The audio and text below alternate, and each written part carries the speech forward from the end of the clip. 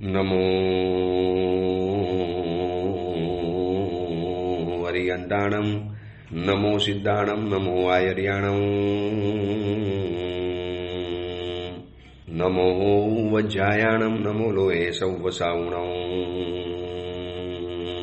એસો પંચ નમુકારો સૌવ પાવપણાસણો મંગલાણમ ચ સૌવેસી બ્રહ્મમ વૈ મંગલમ. મંગલમ ભગવાન વીરો, મંગલમ ગૌતમ પ્રભુ, મંગલમ સ્થૂલભદ્રાદ્યા, જૈન ધર્મોસ્તુ મંગલમ.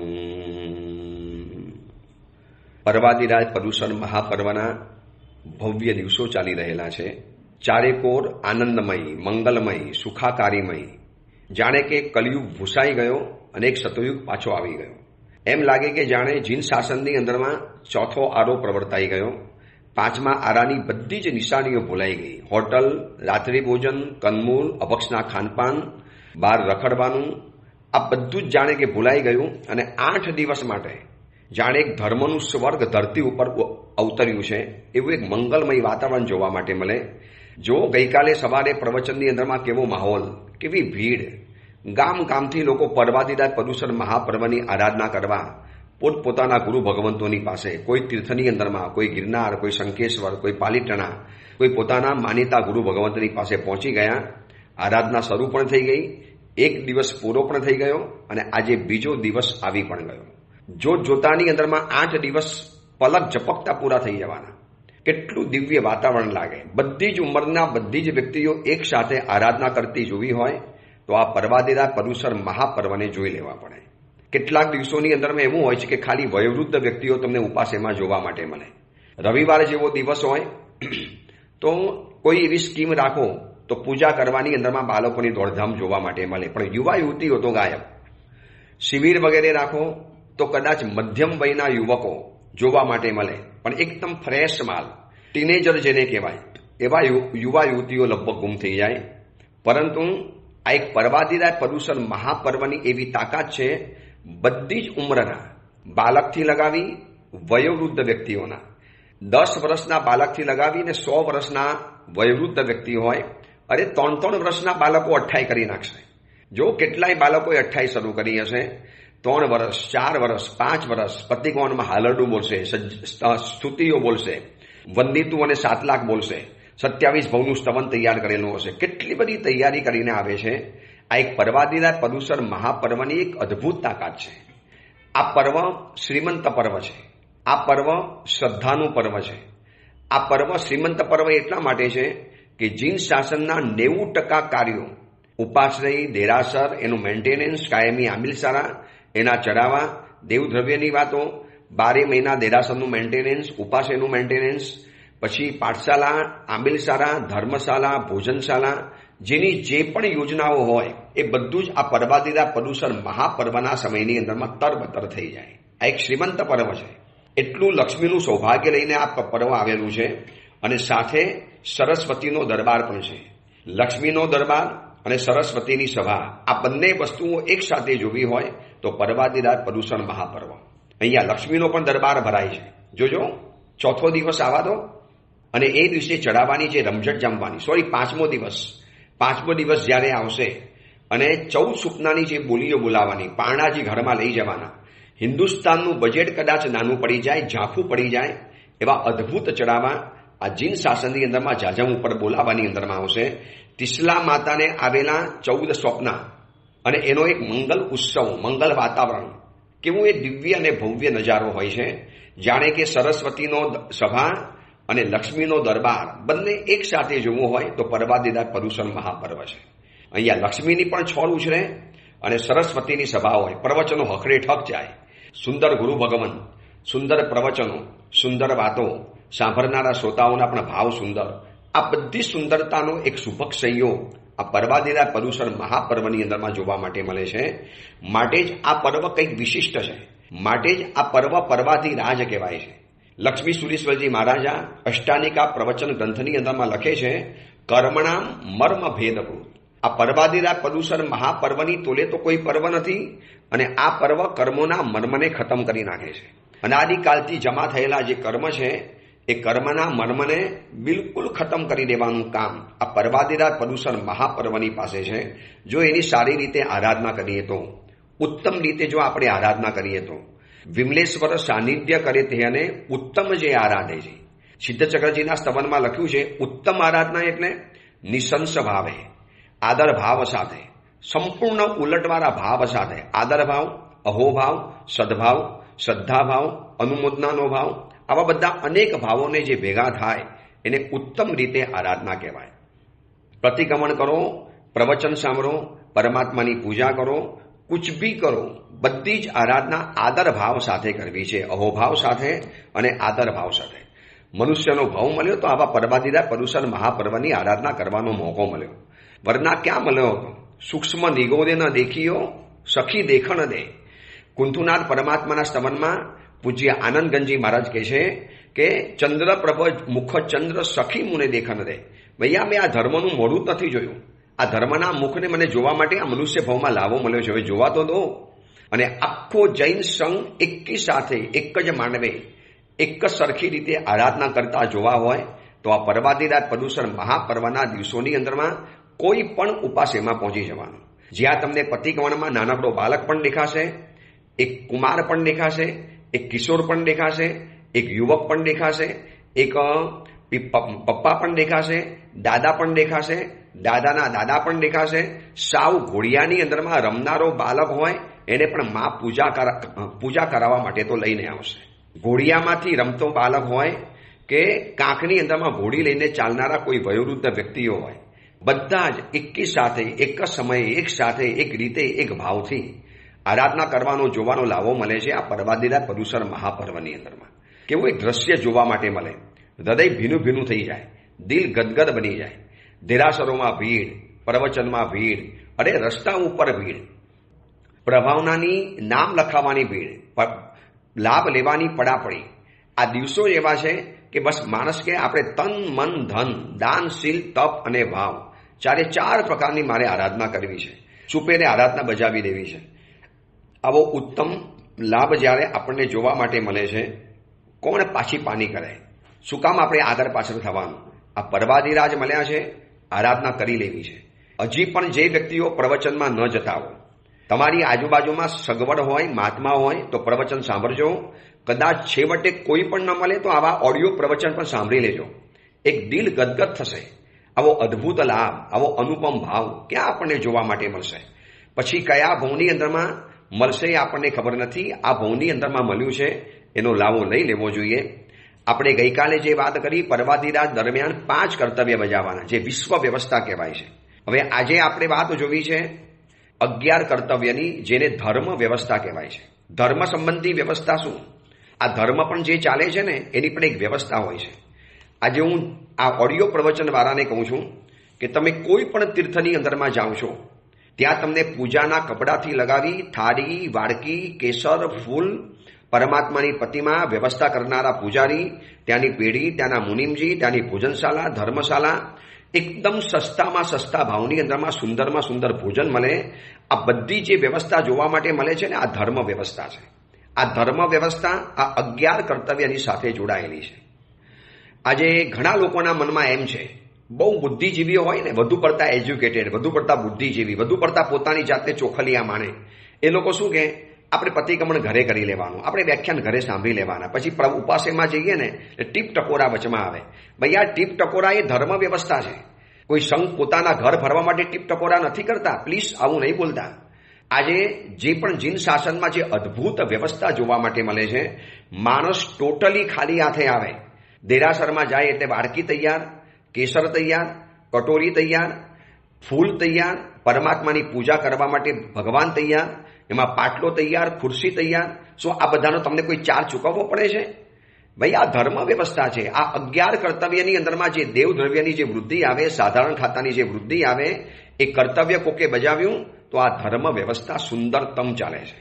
એટલે કોઈ મનની અંદરમાં એવું નહીં વિચારતા કે આ બધા ટીપ ટકોરા શેના માટે કરવાના, અમે તો ઓલી જગ્યાએ આરાધના કરવા જઈએ ને ત્યારે કોઈ ટીપ ટકોરા ના થાય. ભાઈ એ અંદર ખાને ચાલે છે. કોઈ પણ સંસ્થા પૈસા વગર ચાલતી હોય તો મને લાવી બતાવો.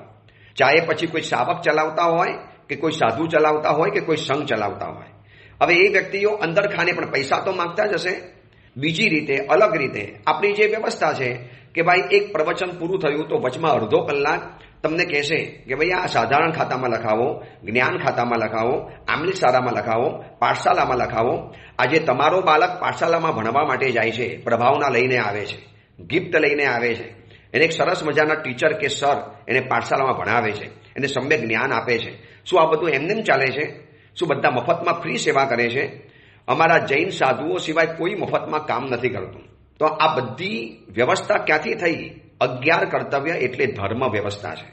આ ધર્મ વ્યવસ્થાને આપણે સેલ્યુટ કરવાની, સલામ કરવાની કે કેવી અદ્ભુત ધર્મ વ્યવસ્થા જીન શાસનની અંદરમાં ચાલે છે. તો આજે આપણને આ બધું જોવા માટે મળે છે. પાલીતાણામાં જઈએ છીએ ને, ઘણા તો ખાલી હાથે જાઓ છો, તો ઘણાને ત્યાં પૂજાના કપડાં પણ મળી જતા હોય છે. નાહવાની વ્યવસ્થા, ધોવાની વ્યવસ્થા, ઉપર ફલ ફ્રૂટની વ્યવસ્થા, સાથીઓ કરવો છે તો પાટલાની વ્યવસ્થા, વ્યવસ્થા માટે માણસો, પૂજારીજીઓ, સ્ટાફ, વોચમેન, આ બધું મળે છે ને.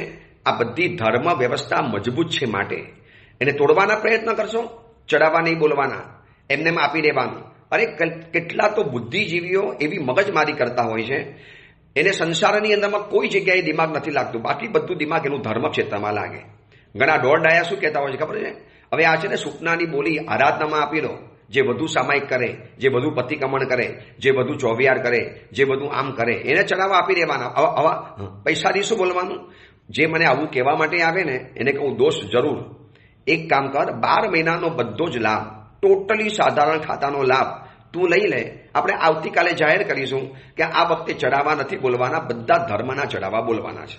ના સાહેબ એ તો મને ન ભાવે. તો ન ભાવે તો પછી તારે ઉપાસેમાં બધી વ્યવસ્થા જોઈએ છે. બેસવા માટે જાજમ જોઈએ, બેસવા માટે ખુરશી જોઈએ, હવા ઉજાસવાળું ઉપાશ્રય જોઈએ. તો આ બધું મફતમાં બની જાય છે. આ એક ધર્મ વ્યવસ્થા છે. આ ધર્મ વ્યવસ્થાના ખિલાફ ક્યારે બોલતા નહીં. આવનારા ભવની અંદરમાં આપણને બોલવા માટે પણ જીભ નહીં મળે, હસવા માટે હોઠ નહીં મળે, જોવા માટે આંખ નહીં મળે, કામ કરવા માટે હાથ નહીં મળે, ચાલવા માટે પગ નહીં મળે. ભૂખ્યા આવીશું અને પેટ નહીં મળે, ભોજન પચાવી નહીં શકીએ. આ ધર્મ વ્યવસ્થા અસંખ્ય કાળથી ચાલી આવે છે. અનંત તીર્થંકર પરમાત્માએ આ ધર્મ વ્યવસ્થા સ્થાપી, ચલાવી, ચાલવા દીધી અને આગળ વધારી. તો આપણી પણ એક જવાબદારી છે કે આ ધર્મ વ્યવસ્થાને પરવાદિતા પર્યુષણ મહાપર્વની અંદરમાં આગળ ધપાવવાની હોય. બીજા દિવસના પ્રવચનની અંદરમાં આપણે આગળ વધીએ છીએ. વિક્રમ સંવત 2081 ઈસવીસન 2026 એના પરવાદિતા પર્યુષણ મહાપર્વનો આજે બીજા દિવસનું પ્રવચન 11 કર્તવ્ય યાને કે ધર્મ વ્યવસ્થા. 11 કર્તવ્યની અંદરમાં આખી ધર્મ વ્યવસ્થા છુપાયેલી છે. એમાં સૌથી પ્રથમ કર્તવ્ય આવે છે સંઘ પૂજા. જો સંઘ સાથે પૂજા શબ્દ જોડ્યો છે. પરમાત્માની પૂજા હોય, ગુરુની પૂજા હોય. અને યાદ રાખજો, આખો સંઘ છદ્મસ્તોનો બનેલો છે. આખો સંઘ છદ્મસ્તનો બનેલો છે. જો સાધુ, સાધ્વી, સાવક અને સાવિકા આ બધા છદ્મસ્ત છે. આમાં કોઈ તીર્થંકર છે? આમાં કોઈ ગંધર્વ ભગવંતો છે? સાધુ તરીકે બધા આવી ગયા. સાધુમાં સામાન્ય સાધુ પણ આવી ગયો. જેને કેવળ જ્ઞાન નથી મળ્યું એવા પણ સાધુ સાથે આવી ગયા. જેને દીક્ષા નથી લીધી એવા સાવક પણ આવી ગયા. આ ચતુર્વિશી સંઘ એની પૂજા, એને નમન કરવાની. આ ચતુર્વિશી સંઘ પૂજાને યોગ્ય છે. માત્ર ભક્તિને યોગ્ય નથી, પૂજાને યોગ્ય છે. જે પથ્થરમાંથી પ્રતિમા બનવાની છે એના ઉપર જો પગ ન મુકાય, એની ઉપર જો પેશાબ ન કરાય, તો જે ભવિષ્યની અંદરમાં સિદ્ધ બનવાના છે એવા શ્રી સંઘના સદસ્યની નિંદા કેવી રીતે કરાય? આ સંઘ પૂજા કર્તવ્ય લગભગ ભૂલાવાની અંદરમાં આવ્યું. મારો સંઘ છે, મારે સંઘના કોઈ પણ સભ્ય માટે ઘસાતું ના બોલાય. ટ્રસ્ટી મારો ભ્રષ્ટાચારી છે, ટ્રસ્ટી મારા દુરાચારી છે, ટ્રસ્ટી મારા પૈસા ખાય છે. અરે કદાચ હોય પણ ખરું, માની લો હોય પણ ખરું, પણ જાહેરમાં તો ન બોલાય. એની તમારી એક મર્યાદા છે. શું તમારો દીકરો ભૂલ કરીને આવે, તમે છડેચોક સંઘમાં કહેવા માટે જશો કે દીકરી મારી બદચલન છે, દીકરો મારો દુરાચારી છે? કહેશો એવી રીતે? કેવી ખાનગીમાં અને છુપી રીતે વાત બતાવશો? તો સંઘ પૂજા કર્તવ્ય જેને ગમતું હોય, આ વર્તમાન સમયની અંદરમાં સાધુની ભૂલ જોવે, સાધુની કોઈ પણ પ્રકારની ભૂલ જોવે, મહાવ્રત સંબંધી, વ્રત સંબંધી કે જીવન સંબંધી ભૂલ જોવે, એટલે વોટ્સઅપમાં ગોકીરો મચાવવાનો, વોટ્સઅપની અંદરમાં ધમકીઓ આપવાની, પોતાની જાતને સંઘના સુરક્ષાના ચોકીદાર સમજવાના. તમારી ભાવ સાચો, તમારી ભાવના સાચી, પણ તમારી રીત રસમ ખોટી છે. આ ન હોય. સંઘ પૂજા છે. જે પથ્થરમાંથી પ્રતિમા બને છે એની ઉપર આપણે પગ નથી મૂકતા. તો જે સંઘના સદસ્યમાંથી આવતીકાલે સિદ્ધ બનવાના છે, અરિહંત બનવાના છે, આચાર્ય, ઉપાધ્યાય અને સાધુ બનવાના છે, એની નિંદા થાય. એના માટે આપણે ખરાબ બોલાય. અને બીજા નંબરની વાત, પ્રભુને તો ચોક્કસ ખબર છે કે સંઘ છદ્મસ્ત છે, છતાં પણ વંદન કરે છે. અને આપણને ખબર નથી છતાં પણ માત્ર અનુમાન, સંઘ ભાવના અને કલ્પના કરીને આપણે નિંદા કરીએ છીએ. અરે પ્રભુને તો ખબર છે, કેવળ જ્ઞાન છે. ભગવાન જે સંઘને નમસ્કાર કરે છે, સંઘમાં કેટલાક બદમાશો છે, ભગવાનને ખબર છે, છતાંય ભગવાન કહે છે કે નમો તિથસ્સ. અને આપણે તો ખાલી કલ્પના જ કરીને અનુમાન કર્યું ને, કયું જ્ઞાન છે આપણી પાસે કે આ ભ્રષ્ટાચારી છે, દુરાચારી છે, પૈસા ખાય છે, આ આવો છે ને તેવો છે. આપણે તો જોવા નથી ગયા. માત્ર ને માત્ર અનુમાન, કલ્પના, ભ્રમણા, અને પછી આપણે નિંદા કરવાની.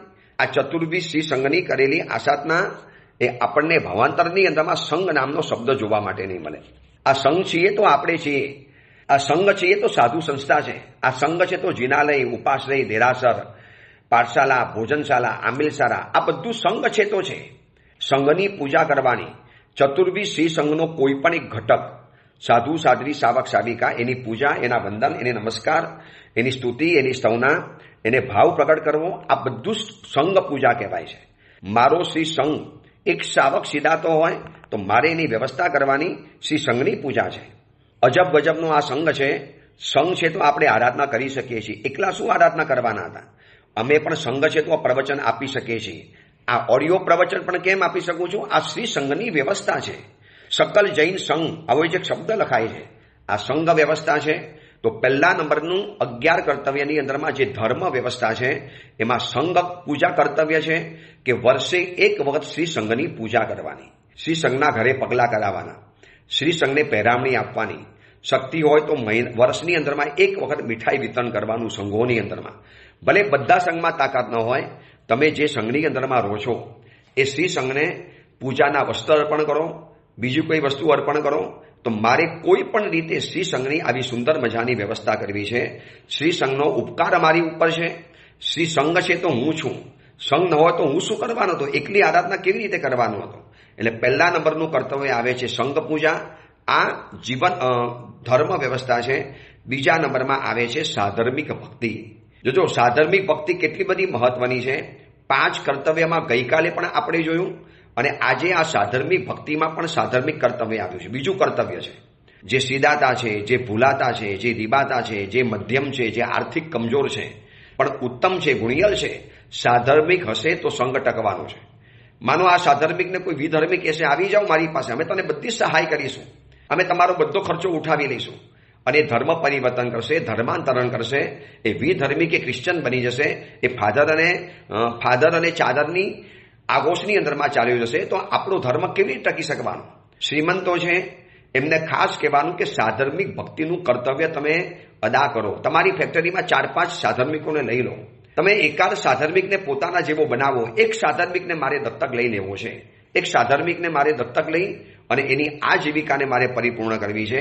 બધાની એવી તાકાત ન હોય તો એકાદ મહિનો, એકાદ 2 દિવસ એની બધી વ્યવસ્થા મારે કરવી છે. સાધર્મિક ભક્તિ કેટલી બધી મહત્વની છે કે 2 વખત આવ્યું છે, 5 કર્તવ્યમાં અને 11 કર્તવ્યની અંદરમાં. હવે ત્રીજા નંબરનું કર્તવ્ય આવે છે યાત્રાત્રિક. આખી ધર્મ વ્યવસ્થા છે. આ ધર્મ વ્યવસ્થા છે તો આજે જીન શાસન અદ્ભુત રીતે ચાલે છે. જો રાજાઓના રાજાઓ આવીને ગયા, રાજ ખતમ થઈ ગયા, સત્તાઓ બદલાઈ ગઈ, યુગ બદલાયો, ભલભલી સત્તાઓ આથમી ગઈ. અંગ્રેજો આવ્યા અને ગયા. મોગલો 800 વર્ષ રાજ કરીને ખતમ થઈ ગયા. અંગ્રેજો 200 વર્ષ રાજ કરીને ખતમ થઈ ગયા. શક આવ્યા, હુણ આવ્યા, તારતર આવ્યા, બાબર આવ્યા, મોગલો આવ્યા, હુમાયું આવ્યો. આ બધા જ આવ્યા અને ગયા. અને છતાં પણ આપણી ધર્મ વ્યવસ્થાને ઊની આંચ નથી આવી. કેમ? આપણે 11 કર્તવ્યને સુપેરે પાડતા આવ્યા છીએ. પ્રત્યેક શાવકનું કર્તવ્ય છે વ્યક્તિગત રીતે અથવા તો સામૂહિક રીતે, કોઈ પણ રીતે આ 11 કર્તવ્ય એને વર્ષમાં એક વખત બજાવી લેવાના.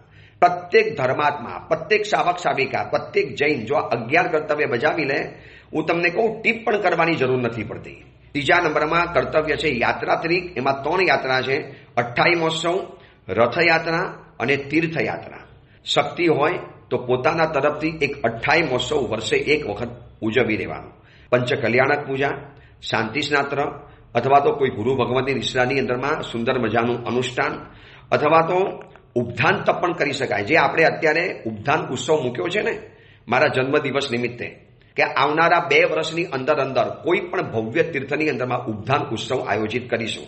એમાં જેટલા લોકો પણ પૂછે છે એને ફરી વખત બતાવું છું. એક વખત તો બતાવ્યું હતું કે આમાં કોઈ એવા લાભાર્થી નક્કી કર્યા, પણ છતાં કોઈને પૂછે છે તો કહેવાય છે કે 26 લાખ, 36 લાખ, 54 લાખ, 11 લાખ, 5 લાખ, 7 લાખ, 2 લાખ, 1 લાખ, છેલ્લે 1 રૂપિયો. મેં પહેલા કીધેલું હતું કે 1 રૂપિયાથી લગાવી વધુમાં વધુ રકમ આમાં તમે લાભ લઈ શકો છો. જે મોટો લાભ લેશે એને મુખ્ય લાભાર્થી બનાવવામાં આવશે. એને સરસ મજાનું આયોજન, પત્રિકામાં નામ, બેનરમાં નામ, યોગ્ય જગ્યાએ એનું બહુમાન કર્તવ્ય. ભલે તમે પૈસા માટે નથી આપતા, પણ શ્રી સંગતો એનું કર્તવ્ય બજાવી દેવાનું છે. તો આ 28 મહોત્સવમાં પણ આવું બધું આવે કે આપણે આપણા પિતાજીના નિમિત્તે ઉપધાનમાં મુખ્ય લાભાર્થી બની જઈએ. આપણે આપણી મમ્મીના ઉપકાર નિમિત્તે ઉપધાનમાં સહ લાભાર્થી બની જઈએ. એની યોજના પણ તમારી સાથે મૂકવામાં આવશે. પારસભાઈ વૈભવભાવ તમને યોજના બતાવી પણ દેશે. પણ આ બધી ધર્મ વ્યવસ્થા છે. આ ધર્મ વ્યવસ્થાના કારણે ધર્મ આગળ ચાલતો ગયો. ધર્મને ધક્કો વાગ્યો, એક પેઢી ધર્મ આગળ વધ્યો. રથયાત્રા એટલે એક વરઘોડો કરાવી દેવાનો. વર્ષે એક વખત આપણે વરઘોડાનો લાભ લેવાનો હોય. અથવા તો તીર્થયાત્રા, કોઈ પણ તીર્થયાત્રા કરાવો. છરીપાલી સંઘ, જે આજે બસની અંદરમાં યાત્રાઓ શરૂ થઈ છે ને એ નહીં, છરીપાલી સંઘ કાઢવાનું, જેનાથી ગામે ગામ અનુકંપા દાન, સાધર્મિક ભક્તિ, સુપાત્ર દાન, ધર્મની પ્રભાવના અને ચાલીને તીર્થયાત્રા કરવા માટે જઈએ. તો યાત્રા ત્રિકની અંદરમાં 3 કર્તવ્ય આવ્યા. 28 મહોત્સવ, જીવિત મહોત્સવ જેને કહેવાય, જીવતું જગત્યું કહેવાય, રથયાત્રા અને તીર્થયાત્રા. આ 3 એક સાથે આવી જાય. 4થા નંબરનું કર્તવ્ય આવે છે ઉત્કૃષ્ટ સ્નાત્ર મહોત્સવ. વર્ષની અંદરમાં એક વખત 56 દીપકુમારિકા, માતા પિતા બની, ઇન્દ્રાણી બની અને પ્રભુનો મેરુ મહોત્સવ ઉજવવાનો, પ્રભુનો જન્મ ઉત્સવ ઉજવવાનો. જ્યારે કોઈ પરમાત્માનું જન્મ કલ્યાણક આવે, જેમ નેમનાથ ભગવાનનું જન્મ કલ્યાણક આવે, પાર્શ્વનાથ ભગવાનનું જન્મ કલ્યાણક આવે, આવશે ને આ પોષ દશમીના અઠ્ઠમ આવવાના. આખા અઠ્ઠમના તમે લાભ લઈ લો તો પણ સુંદર મજાનું કર્તવ્ય બજાવી શકાય. એમાં તમને બધો જ લાભ મળી જાય. સ્નાતક મહોત્સવ પણ આવે, 28 મહોત્સવ પણ થઈ જાય. એની અંદરમાં સાધર્મિક ભક્તિ પણ આવી ગઈ. કેટલાય કર્તવ્યો આવા એક આયોજનની અંદરમાં આવી જાય છે. અમે આ વખતે સુરતની અંદરમાં છીએ, અઠ્ઠમ કરાવવાના છીએ. કોઈને પણ મન થાય તો લાભ લઈ શકો છો. એક સુંદર મજાના સંઘની અંદરમાં તમારા તરફથી અઠ્ઠમ થઈ જાય. પારણા, અત્તરપારણા, 3 દિવસના આવા સ્નાતક મહોત્સવના અનુષ્ઠાનો, પ્રભુનું જન્મ કલ્યાણ, પ્રભુનો જન્મોત્સવ અને બધો લાભ મળી શકે. તો આવા લાભ લઈ લેવા, અઠ્ઠમનો લાભ લઈ લેવો. શંખેશ્વરની અંદરમાં કેટલા બધા લોકોના અઠ્ઠમ ચાલે છે. હજી હમણાં જ અમે આ વર્ષે શંખેશ્વરની અંદરમાં અઠ્ઠમ કરાવીને આવ્યા. ગિરનારમાં પણ અઠ્ઠમ કરાવીને આવ્યા. મુંબઈના એક પરિવાર અને સુરતના એક પરિવારે શંખેશ્વર અને ગિરનારની અંદરમાં અઠ્ઠમ કરાવ્યા. તો આ અઠ્ઠમ કરાવે એની અંદરમાં બધો જ લાભ ભેગો આવી ગયો. આ એક સામૂહિક લાભ પોતાના પરિવાર તરફથી લેવાની અંદરમાં આવે. ઉત્કૃષ્ટ સ્નાતક મહોત્સવ પણ આવી જાય. પ્રભુની ભક્તિનો પણ પ્રસંગ આવી જાય. અષ્ટોત્તરી અભિષેક પણ આવી જાય. નાનકડું પૂજન પણ થઈ જાય. પ્રભુનો જન્મ ઉત્સવ ઉજવાઈ જાય. સામૂહિક અઠ્ઠમ પણ થઈ જાય. પારણા, અત્તરપારણા દ્વારા સાધર્મિક ભક્તિ પણ થઈ જાય અને એક તીર્થની યાત્રા પણ થઈ જાય. આવો સરસ મજાનો મંગલ માહોલ આ એક ઉત્કૃષ્ટ સ્નાતક મહોત્સવનું કર્તવ્ય છે. અને આ બધા દરેક શ્રાવકે વ્યક્તિગત યા પોતાના પર્સનલ કરે, શક્તિ સંપન્ન હોય તો આખો નાખો અઠ્ઠમનો લાભ પોતે લઈ લે, આખા નાખા ઉદ્ધાનનો લાભ પોતે લઈ લે, આખી નાખી તીર્થયાત્રા પોતે કરાવી લે. પણ શક્તિ સંપન્ન નથી તો એવી વ્યક્તિએ સામૂહિક રૂપે, એટલા માટે આપણે જે ઉદ્ધાન ઉત્સવની અંદરમાં કેમ એવું કીધું છે કે 1 રૂપિયાથી લગાવીને બધા લાભ લઈ શકશે. જેને જેટલો પણ લાભ લેવો હોય, 500 રૂપિયા પણ આપે, 5 રૂપિયા પણ આપે, 5 લાખ પણ આપે, 25 લાખ પણ આપે અને સંપૂર્ણ પણ લાભ લઈ શકે છે. જેની જે પણ ભાવના થાય બધી જ રીતે લાભ લઈ શકો છો. વ્યક્તિગત નહીં તો સમૂહની અંદરમાં પણ આ 11 કર્તવ્ય ધર્મ વ્યવસ્થા એમાં આપણે જોડાવાનું છે, એમાં આપણે સાથ પુરાવાનો છે. તો 4થા નંબરમાં આવ્યું ઉત્કૃષ્ટ સ્નાતક મહોત્સવ આવ્યું. 5મા નંબરમાં આવે છે દેવદ્રવ્યની વૃદ્ધિ. દેવદ્રવ્યની વૃદ્ધિ એટલે સંઘની અંદરમાં જે ખાતાની જરૂર છે એમાં આપણે વૃદ્ધિ કરાવી આપવાની.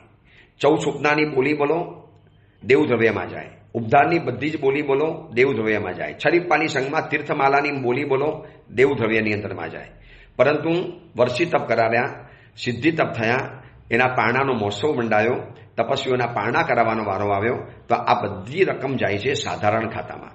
દેવદ્રવ્યની વૃદ્ધિ, સાધારણ ખાતાની વૃદ્ધિ, જ્ઞાન દ્રવ્યની વૃદ્ધિ, બધું જ જેની અંદરમાં શક્ય બને છે. સાધારણ ખાતું એવું છે કે જે ડિફેન્સ ખાતું છે. જ્યાં કશું જ કામ ન લાગે ત્યાં સાધારણ ખાતું કામ લાગે. જ્ઞાન ખાતાના પૈસા ખાલી જ્ઞાનમાં કામ લાગે. દેવ દ્રવ્યના પૈસા ખાલી જીન મૂર્તિ અને જીનાલય માટે કામ લાગે. પછી અનુકંપાના પૈસા ખાલી અનુકંપાવાળા જીવો માટે કામ લાગે. પણ સાધારણ ખાતું એવું છે જેના પૈસા બધાને જ કામ લાગે. અને દરેક સંઘની અંદરમાં સાધારણ ખાતાની ક્રાઇસિસ છે. એટલે આપણે 2-3 વર્ષ પહેલા એક સાધારણ ઉત્સવ ઉજવેલો હતો, યાદ છે ને, જન્મ મહોત્સવ નિમિત્તે, જેનાથી દરેક સંઘોમાં 70 થી 80 સંઘોની અંદરમાં 50 હજારથી પણ વધુ રકમ મોકલાવી દીધેલી હતી. આવી સરસ મજાની દેવ દ્રવ્યની વૃદ્ધિનું પણ એક કર્તવ્ય છે. જો દરેક શાવક એટલું નક્કી કરે કે મારે સાધારણ ખાતું વધારવું છે, દેવ દ્રવ્યની વૃદ્ધિ કરાવી છે, તો ભલે પોતે સ્વદ્રવ્યથી લાભ લીધો હોય, પણ ઘણા ગુરુને કહીને સાહેબ ચઢાવો બોલાવો, તીર્થમાલાનો ચઢાવો, પહેરવાનો અધિકાર તમારો છે પહેલો, પણ સાહેબ ચઢાવો બોલાવો ને, દેવ દ્રવ્યની વૃદ્ધિ થાય. અને આનંદજી કલ્યાણજી પેઢી પાસે પડેલા દેવ દ્રવ્યના પૈસા કેટલા અદ્ભુત રીતે વાપરે છે, કેટલા સુંદર રીતે વાપરે છે. તો આ બધી જ વ્યવસ્થા છે ધર્મ વ્યવસ્થા. એમાં આપણે સહકાર આપવાનો, એમાં આપણે ભાગીદાર બનવાનું છે. આ વ્યવસ્થા હશે તો ધર્મ ટકવાનો, તો ધર્મની વ્યવસ્થા આગળ ચાલવાની. માનો આ ધર્મ વ્યવસ્થા ન બનાવી હોત ને તો આજે જીન શાસનની અંદરમાં અરાજકતાનું સ્થાન જોવા માટે મળત. બધું પોતાના ઘરેથી લઈ જવાનું. આવું તો કોણ લઈ જવાય? તમે દેરાસરમાં જાઓ, ઉપાસેમાં જાઓ, બધી સગવડ ટીપટોપ થયેલી છે. અત્યારે તમે પરવાદિરા પરુષણ મહાપર્વના પ્રવચનમાં જાઓ છો, ખુરશી તૈયાર હોય છે, જાજમ બિછાયેલી તૈયાર હોય છે, વચમાં ડિવાઈડર મૂકેલું તૈયાર હોય છે, પ્રભાવના પણ તૈયાર હોય છે. બધી સુંદરતમ વ્યવસ્થા કરવામાં આવે છે. કેવી રીતે થાય છે? આ બધી દેવદ્રવ્ય સાધારણ ખાતાની વૃદ્ધિ કરી તો થાય છે. એટલે આપણી જવાબદારી છે કે આની અંદરમાં આપણે ભાગીદાર બનવાનું. એટલે 3જા નંબરમાં ભલે લખ્યું છે દેવદ્રવ્યની વૃદ્ધિ, પણ સાધારણ ખાતાની વૃદ્ધિ પણ એટલી જ જરૂરિયાત છે. શક્તિ હોય તો શ્રીમંત શાવક એમ કહીને કે સાહેબ 12 મહિનાનો સાધારણ ખાતાનો જેટલો પણ ખર્ચો છે સાહેબ હું લાભ લઈ લઈશ, અથવા તો 5 લાખ, 12 લાખ, 1 લાખ સાધારણ ખાતામાં મારે લાભ લેવો છે. સાધારણ ખાતું એવું છે કે બધી જગ્યાએ બધી રીતે બધા માટે કામ લાગે. દેવદ્રવ્ય ખાલી ભગવાન માટે, જ્ઞાન ખાતું ખાલી પુસ્તક માટે, અનુકંપા દાન ખાલી ગરીબો માટે, જીવદયા જીવો માટે. જ્યારે આ સાધારણ ખાતું બધાને કામ લાગે છે બધી રીતે. એટલે બને એટલા પ્રયત્નો કરવા છે કે સાધારણ ખાતાની ટીપ કે એનું દ્રવ્ય વધુમાં વધુ થાય. 6ઠ્ઠા નંબરનું કર્તવ્ય આવે છે મહાપૂજા. વર્ષે એક વખત પોતાના ખર્ચે મહાપૂજાનો લાભ લે. જિનાલયનો આખો શણગાર થાય. પરમાત્માની મૂર્તિને આંગી કરો છો એમ જિનાલયની આંગી એટલે મહાપૂજા. આખું જિનાલય શણગારવામાં આવે. મેં તમને ગઈકાલે કીધું ને કે આ સુરતમાં વેસુની અંદરમાં મહાવીર ધામની આજુબાજુમાં 2 સંઘ છે. એક બિલ્ડિંગ છે જસ અને સ્પીટી બિલ્ડિંગ. એ બંને બિલ્ડિંગની અંદરમાં અદ્ભુત રીતે મહાપૂજાનું આયોજન કરવાની અંદરમાં આવ્યું, જેનાથી દેરાસરની ઉર્જા વધે, દેરાસરના શિખરોમાં રહેલા વાસ્તુ પુરુષની તાકાત વધે, એનાથી શ્રી સંઘ ઉપર આવે, શ્રી સંઘની ઉન્નતિ થાય. તો આ રીતે મહાપૂજા કરવાનું પણ એક કર્તવ્ય છે. ફૂલોનો શણગાર હોય, ડેકોરેશન હોય, અદ્ભુત રીતે સાજ સજાવટ થઈ હોય, હજારો વ્યક્તિઓ જોવા માટે આવતા હોય. આ બધી જ વ્યવસ્થા છે મહાપૂજાની અંદરમાં. આ બધા જ કર્તવ્ય વ્યક્તિગત રૂપે અથવા તો સામૂહિક રૂપે પણ કરી લેવાના હોય છે. આ કરશો એટલે ધર્મ વ્યવસ્થા આગળ વધી. આપણું તો આ જ કામ છે. આપણને મળેલી ધર્મ વ્યવસ્થા આપણને આપણા બાપ દાદાઓએ આપી, તો આપણે આપણા બેટા બેટીઓને આ વ્યવસ્થા સોંપીને જવું છે કે બેટા આ ધર્મ વ્યવસ્થા છે, આમાં જોડાઈ જજો. પરવાદિરા પરુષણ મહાપર્વની અંદરમાં આખું નગર ભેગું થાય, આખું ગામ ભેગું થાય અને એની અંદરમાં આ વાત સાંભળે. કોકને મનને થાય ચલો ને ઉદ્ધાનનો લાભ લઈ લઈએ. આટલો સસ્તો લાભ છે, 25 લાખ, 11 લાખ, 7 લાખ, 5 લાખ, 1 લાખ, છેવટે જે આપવું હોય તે આપે. આવો સરસ મજાનો લાભ છે. ચલો હું પણ એક ઉદ્ધાનનો ભાગીદાર બનું, જેથી મને પણ ઉદ્ધાન તપનો લાભ મળે. તો આ બધા કર્તવ્ય છે મહાપૂજા. આવા કર્તવ્ય કરશું તો જીન શાસન ટકશે અને આપણા સુધી આગળ પહોંચવાનું. 7મા નંબરમાં આવે છે રાત્રિ જાગરણ. અત્યારે રાત્રિ જાગરણ તો છે ને મોબાઈલ દ્વારા ચાલે જ છે, પણ એ ઉજાગરો કહેવાય છે, જાગરણ નથી કહેવાતું. ઉજાગરો અને જાગરણમાં શું ફરક પડે? પદાર્થ માટે જાગવું, મિત્રો માટે જાગવું, મોજ મજા માટે જાગવું.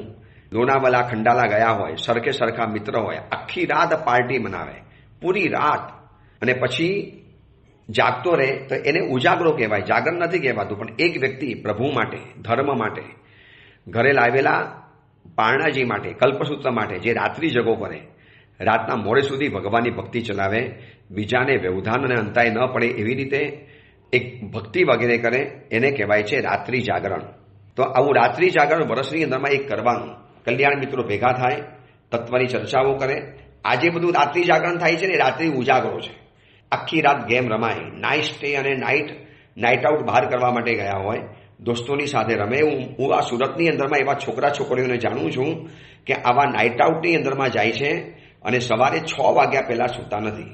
હવે વિચારો, આખી રાત જાગ્યા છે, મોજ મજામાં ખબર ના પડી, સવારે 6 વાગે સૂતા, સાંજે 6 વાગે ઉઠવાનું.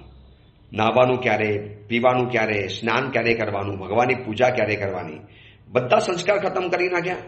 તો રાત્રિ જાગરણ પર્વ આપણને સમજાવે છે કે રાત્રિ જાગરણ સ્વાધ્યાય કરવા પણ કરી શકાય, મૌન રહીને પણ કરી શકાય, બીજી કોઈ વ્યક્તિને શબ્દો આગમના ન સંભળાય એવી રીતે પણ રાત્રિ જાગરણ સ્વાધ્યાય દ્વારા કરી શકાય છે. તો આ 7મા નંબરની વાત આવી. 8મા નંબરનું કર્તવ્ય છે સૂતક જ્ઞાનની ભક્તિ. પાઠશાલા, અધ્યાપક, વિદ્યાર્થી, પુસ્તક, પછી જ્ઞાનશાલા, જ્ઞાન ભંડાર, આ બધાને સહાય બનવા માટે સૂતક જ્ઞાનની ભક્તિ કરવા તૈયાર થાય. ક્ષયોક્ષમ હોય તો ભણીને સૂતક જ્ઞાનની સેવા કરે, ક્ષયોક્ષમ ન હોય તો ભણાવીને સૂતક જ્ઞાનની સેવા કરે. બેમાંથી એકેય પણ ન હોય તો શાંતિથી વ્યવસ્થિત રીતે સૂતક જ્ઞાનને ભણવા દ્વારા પણ કર્મની નિદ્રા કરી શકે છે. અધ્યયન, અધ્યાપન અને રક્ષણ 3 રીતે સૂતક જ્ઞાનની ભક્તિ થાય. સ્વયં ભણીને, બીજાને ભણાવીને અથવા તો રક્ષણ કરીને. આ રીતે ઇરિયાવૈયા ગોખીએ એટલે એક ધર્મ વ્યવસ્થા છે. મેં ઇરિયાવૈયા ગોખી એટલે મારા દીકરાને આવડવાની, એને ગોખી એટલે એના દીકરાને આવડવાની, એને ગોખી એટલે એના દીકરાને આવડવાની. કેવી જાત જાતની પ્રભાવનાઓ થાય છે પાઠશાલામાં. છતાંય બધા કે ટાઈમ નથી મળતો, ટ્યુશન ક્લાસીસ છે. આ રાત્રિ ઉજાગરો છે, જાગરણ નથી. જાગરણ તો એને આવે કે ધર્મના માટે બધું જ નોંછાવે કરીને ઊંઘ ન હોય, તૂટ્યું વાળીને પડ્યો રહે. આ જાગરણ કહેવાય છે. અને આવું જાગરણ વર્તમાન સમયમાં જરૂરી છે. તમે જીવિચાર, નવતત્વ, દંડક, ઇરિયાવૈયા, પક્કીસૂત્ર, પછી વંદિતું, અતિચાર, આવા બધા જેટલા સૂત્ર ગોખશો તમે એટલી ધર્મ વ્યવસ્થાને મજબૂત બનાવો છો. કારણ કે તમે શીખ્યા, બીજાને શીખવાડવાના. હું શીખીશ, બીજાને શીખવાડીશ, એ એને શીખવાડશે. કેટલી મોટી ચેનલ ચાલશે અને એ બધો લાભ મને મળે કે આ વ્યક્તિને મેં ભણાવ્યો તો એ કેટલા લોકોને ભણાવી શકે એમ છે. એટલે સૂતક જ્ઞાનની ભક્તિ. 9મા નંબરમાં આવે છે ઉદ્યાપન. જ્યારે કોઈ પણ વિશિષ્ટ તપ પૂરો કર્યો હોય એનું એક ઉજવણા કરવાનો રિવાજ ચાલે છે. ઉજવણું કરવું એટલે ગુરુ ભગવંતની પાસે આવે, સ્થાપનાચાર્યજી ઉપર રૂમાલ ઓઢાડે, દીકરી છેલ્લું પચકાણ લે, છેલ્લું પચકાણ સ્વીકારે અને એની તપસ્યા એવી રીતે પરિપૂર્ણ થાય. એના પછી એક નાનકડું ઉજવણું કરે, સાધર્મિકોને ઘરે બોલાવીને જમાડે, એ પણ ઉજવણું કહેવાય. 2 ધાબળા લઈ દેરાસર ઉપાસેની અંદરમાં જઈને આપી દેવા, એ પણ ઉદ્યાપન કહેવાય. તપસ્યા નિમિત્તે જે પણ ઉજવણું થાય, જે પણ ધર્મની પ્રભાવના થાય, એ બધી જ કહેવાય છે ઉદ્યાપન. આ ઉદ્યાપન એક કર્તવ્ય છે. છોડ ભરાવતા હતા, જ્ઞાન, દર્શન, ચારિત્ર, રત્નત્રયની બધી વસ્તુઓ મૂકતા હતા સાવકો, અને બધી વસ્તુઓ શ્રી સંઘના વૈયાવજ કેન્દ્રમાં જમા કરાવી દીધા હતા કે આ બધી વસ્તુઓ આવી છે, તમને સોંપીએ છીએ, આપ શાસનની વ્યવસ્થા સંભાળજો. આવી રીતે જો દરેક નિવૃત્ત માણસ કરી બેસે ને તો એ શાસનની રોનક 4 ગણી ચડી જાય.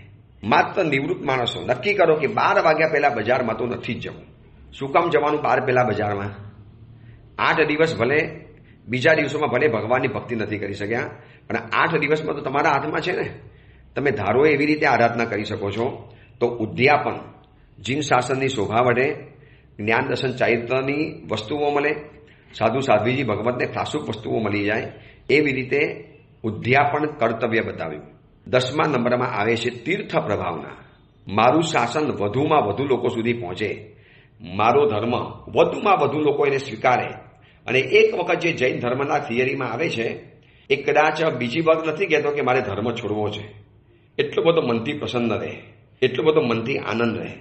એને એમ થાય કે કેવું સરસ મજાનું મને શાસન મળ્યું છે, ચલો વધુમાં વધુ તીર્થની પ્રભાવના કરું. તીર્થ એટલે ચતુર્વિશી સંઘ પણ હોય, સાધુ સાધ્વી સાવક સાવિકા પણ હોય, અને તીર્થ એટલે યાત્રા. શત્રુંજય, પાલીટના, ગિરનાર, શંખેશ્વર, અલગ અલગ તીર્થોની અંદરમાં જવાનું, યાત્રાઓ કરવાની, જેનાથી આપણા જવાના કારણે તીર્થો મજબૂત રહેશે, પ્રતિમાઓ પણ મજબૂત રહેવાની. તો આ બધી ધર્મ વ્યવસ્થા છે. આ ધર્મ વ્યવસ્થામાં મારે જોડાવું છે. આ ધર્મ વ્યવસ્થામાં હું સાથ આપીશ અને એના માટેનું આ ઉદ્યાપન કર્તવ્ય હતું. એના માટે તીર્થ પ્રભાવના કર્તવ્ય છે 10મા નંબરમાં. અને 11મા નંબરમાં આવે છે ભવ આલોચના. જીવનમાં જે પણ કાંઈ દોષ થઈ ગયા હોય, જે પણ ખૂના ખાંચાની અંદરમાં જઈને દોષોનું સેવન થયું હોય, આ બધા જ દોષોની રડતા આંખે ગુરુની પાસે પ્રાયશ્ચિત માગવાનું. ગુરુ એવા ગંભીર હોય, કયા પછી બધું જ ભૂલી જાય. ગુરુ એવા ગંભીર હોય કે તમે જે પણ કહો પ્રેમથી સાંભળે, તમારી વાત બીજા કોઈ સુધી પહોંચાડે નહીં. તો આ કહેવાય છે ભવ આલોચના. વર્ષની અંદરમાં એક વખત, જીવનમાં એક વખત તો લેવાની છે, પછી લીધા પછી વર્ષે એક વખત ગુરુ ભગવાન પાસે ભવ આલોચના લઈ લેવાની. એથી નવા દોષ લાગ્યા હોય તો એની પણ શુદ્ધિકરણ થઈ જાય, એનું પણ સ્પષ્ટતા થઈ જાય. તો આ 11 કર્તવ્ય છે. એક વખત 11 કર્તવ્યના નામ ફરીવાર રિપીટ કરું છું. સંઘ પૂજા પહેલું કર્તવ્ય, સાધર્મિક ભક્તિ બીજું કર્તવ્ય, યાત્રાત્રિક ત્રીજું કર્તવ્ય, ઉત્કૃષ્ટ સ્નાત્ર મહોત્સવ ચોથું કર્તવ્ય, દેવ દ્રવ્યની વૃદ્ધિ પાંચમું કર્તવ્ય, મહાપૂજા છઠ્ઠું કર્તવ્ય, રાત્રિ જાગરણ સાતમું કર્તવ્ય, સૂત જ્ઞાનની પ્રાપ્તિ ભક્તિ આઠમું કર્તવ્ય, ઉદ્યાપન નવમું કર્તવ્ય, તીર્થ પ્રભાવના 10મું કર્તવ્ય અને ભવ આલોચના એ 11મું કર્તવ્ય. આ ધર્મ વ્યવસ્થા છે. આ કરવાના કારણે ધર્મ મજબૂત થશે. તમને ધર્મ મજબૂત કરવાનો એક લાભ મળશે. જે ધર્મનો પ્રભાવ સૂર્યચંદ્રના બિંબને આકાશમાં ટકાવી રાખે છે, જે ધર્મનો પ્રભાવ સમુદ્રને મર્યાદાની અંદરમાં રાખી શકે છે, જે ધર્મનો પ્રભાવ આ પૃથ્વીને હલનચલન કરી વગરની સ્થિર રાખી શકે છે, તો એવા ધર્મની પ્રભાવના, એવી ધર્મની વ્યવસ્થા આપણને કરવા માટે મળે. હું એક સ્નાત્ર પૂજા ભણાવું, એક ચડાવો બોલું, એક દેવ દ્રવ્યની વૃદ્ધિ કરું, સાધારણ ખાતાનો ચડાવો બોલાવું, પાઠશાળાનો લાભ લઉં, તીર્થયાત્રા એની અંદરમાં જે 3 તીક બતાવી એમાં જીવિત મહોત્સવ તરીકે ઉમધાન, ઉજમણું, 99 યાત્રા, છરીપાલી સંઘ, ચલો આવા એક ગુરુ ભગવાનના પરિચયની અંદરમાં રહીને કરાવું, ઉત્તમ ગુરુ ભગવાનની હાજરીની અંદરમાં કરાવું. કેવા સરસ મજાના આ કર્તવ્યો બતાવ્યા અને એના કારણે કેવી સરસ મજાની ધર્મ વ્યવસ્થા થઈ શકે છે. આ ધર્મ વ્યવસ્થા બધાનું કર્તવ્ય છે. મારો ધર્મ છે તો મારું કર્તવ્ય છે. હું આ પ્રવચન આપીને મારું કર્તવ્ય બજાવું છું. તમે આ બધા જ કર્તવ્યો વ્યક્તિગત અથવા તો સામૂહિક વર્ષે એક વખત તો બજાવવા છે. આવું જો અગર બધા જ માની લે, ઠાણી લે તો સરસ મજાની ધર્મ દ્રવ્યની વ્યવસ્થા થઈ જાય અને આ ધર્મ વ્યવસ્થાને ક્યારે ઊની આંચ કે ખરોચ ના આવે. કેવી સુંદર વ્યવસ્થા છે આપણા જૈનોમાં. પ્રદૂષણ આવે, સ્પેશિયલ મહાત્મા આવે, પ્રવચનો આપે, બુલંદ અવાજે પ્રવચન આપે, ઘરુ કદાચ બેસી જાય તો દિવેલની માલિશ કરાવીને પણ પ્રવચન આપે. એવા આ પર્વાધિરા પ્રદૂષણ મહાપર્વ, એના અદ્ભુત સંદેશાઓ, એની અદ્ભુત વાતો આપણે આ પ્રવચન દ્વારા જાણી આજનું બીજું પ્રવચન પરિપૂર્ણ કરું છું. આવતીકાલે આવશે ત્રીજું પ્રવચન 18 કર્તવ્ય, પર્વાધિરા પ્રદૂષણ મહાપર્વનો ત્રીજો દિવસ. કેવી સુંદર મજાની આરાધના ચાલે છે, કેવી સરસ મજાની ધર્મ દ્રવ્યની વ્યવસ્થાની વાતો આપણે જાણી. આ વાતો આપણને પ્રદૂષણ પર્વ દ્વારા જાણવા માટે મળે છે. આ જ પ્રવચનો થાય છે બધી જગ્યામાં અને એના જ કારણે આજે આ ધર્મ દ્રવ્યની વ્યવસ્થા સુંદર સરસ મજાની ચાલે છે.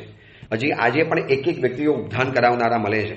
હજી આજે પણ એક વ્યક્તિઓ ચઢાવા બોલનારા મળે છે. આજે પણ એક વ્યક્તિઓ આખા 99 યાત્રાના આયોજન કરનારા મળે છે. આ ધર્મ દ્રવ્યની વ્યવસ્થા છે. માટે આ ધર્મ દ્રવ્યની વ્યવસ્થા કદાચ અન્ય ધર્મની અંદરમાં આપણને જોવા માટે ન મળે એવી આ સુંદર ધર્મ દ્રવ્યની વ્યવસ્થા છે. તો આ પ્રવચન સાંભળનારા પ્રત્યેકનું કર્તવ્ય છે કે નાના મોટા અંશે, કોઈ પણ અંશે શક્તિ મુજબ 11 કર્તવ્ય મારે બજાવવા છે.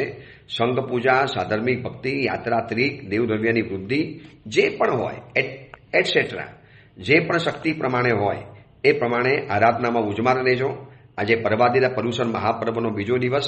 તમારી આરાધનાની અનુમોદના, પ્રતિક્રમણ કરતા હશો, પૂજા કરતા હશો, પ્રવચનમાં જતા હશો, છેલ્લે ઓડિયો પ્રવચન સાંભળતા હશો, સુપાત્રદાન, સાધર્મિક ભક્તિ, કોઈકને કોઈકની અંદરમાં તમે સરસ મજાનો લાભ લેતા હશો. આ બધાની દિલ લગાવીને અનુમોદના છે. બસ આવા કર્તવ્યો, આવા કાર્યો, આવી ધર્મ વ્યવસ્થા કરતા રહેજો.